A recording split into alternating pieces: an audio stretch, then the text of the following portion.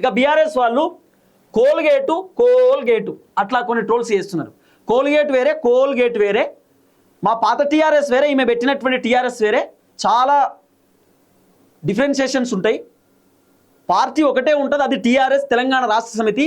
ఆ పార్టీని ఎవరు ఢీ కొట్టలేరు అని చెప్పి రకరకాలుగా బీఆర్ఎస్ వాళ్ళు మాట్లాడుతున్నారు. సో విమర్శిస్తే రేవంత్ రెడ్డిని విమర్శించాలి, కానీ కేసీఆర్ని విమర్శలు చేయడం ఏంది, ఓడిపోయినటువంటి లీడర్ని పట్టుకొని తిట్టడం ఏంది అని చెప్పి బీఆర్ఎస్ వాళ్ళు మాట్లాడుతున్నటువంటి మాటలు. అయితే ఇంకో చర్చ వినబడుతున్నది.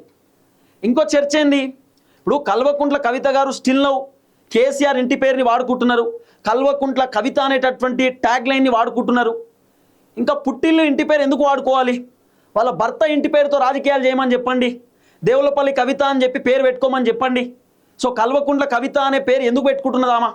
ఇంకా బీఆర్ఎస్ పార్టీ పైన విమర్శలు చేస్తూ బీఆర్ఎస్ పార్టీ అధినేత కేసీఆర్ ఇంటి పేరు ఎందుకు పెట్టుకోవాలి, ఆ పేరు లేకుండానే ఆమె రాజకీయాలు చేయమని చెప్పండి చూద్దామని చెప్పి బీఆర్ఎస్ వాళ్ళు సవాల్ విసురుతున్నారు. మరి కవితక్క సవాల్ స్వీకరిస్తుందా? ఇప్పుడు మనం గూగుల్లో కొట్టినా, వికీపీడియాలో అయినా, ఎక్కడ చూసినా, ఎక్కడ సెర్చ్ చేసినా కల్వకుంట్ల కవితక్క అని కొడితేనే వస్తుంది, దేవులపల్లి కవిత అని కొడితే రాదు. కాబట్టి మరి కవితక్క పొలిటికల్ స్టైల్ ఏ విధంగా ఉండబోతున్నది, ఏ విధంగా ఆమె రాజకీయం చేయబోతున్నది అనేది ముందు ముందు వేచి చూడాల్సినటువంటి అవసరం ఉంటుంది. కానీ ఒక వ్యక్తికి ఇంకో వ్యక్తితో పోల్చుకోవద్దు ఎప్పుడు కూడా. అప్పట్లో వైఎస్ షర్మిల ఫెయిల్ అయిందని ఇప్పుడు కవితక్క ఫెయిల్ అవుతుందంటే కాదు కదా. పొలిటికల్ పార్టీలు ఎవరైనా పెట్టుకోవచ్చు, ఫెయిల్ అయ్యే అవకాశం ఉంటే అవుతారు, సక్సెస్ అయ్యే అవకాశాలు కూడా ఉంటాయి. ఇప్పుడు రేవంత్ రెడ్డి ముఖ్యమంత్రి అవుతాడని చెప్పి ఎవరైనా అనుకున్నారా? ఎవరు అనుకోలే కదా. షార్ట్ టైంలో ముఖ్యమంత్రి అయ్యిండు, సీఎం కుర్చీలో కూర్చున్నాడు. సో చెప్పలేము, కల్వకుంట్ల కవితక్క కూడా ముఖ్యమంత్రి కావచ్చు, చెప్పలేం కదా. అవకాశం ఉంటే ఖచ్చితంగా సీఎం సీట్లో కూర్చుంటుంది.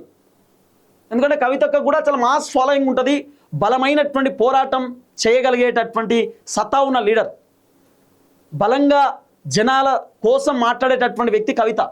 సో ప్రభుత్వాన్ని గట్టిగా ప్రశ్నించేటటువంటి వ్యక్తి, గొంతు బలంగా ఉంటుంది ఆమె మాట్లాడడానికి. సో ఆమెకు స్కోప్ ఉంది, ముఖ్యమంత్రి అయ్యేటటువంటి ఛాన్సెస్ ఉండొచ్చు.